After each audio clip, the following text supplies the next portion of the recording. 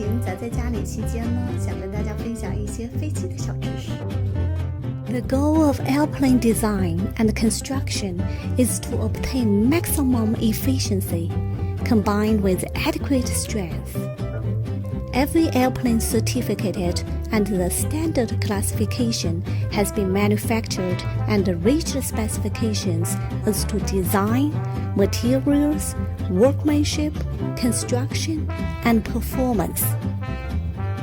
The most minute details of the entire structure of the airplane are given careful consideration. The strength and durability of each individual part, the method of assembling, the weight and balance. Maximums and minimums are established for performance. Takeoff distance, rate of climb, landing speed, spin recovery characteristics, etc.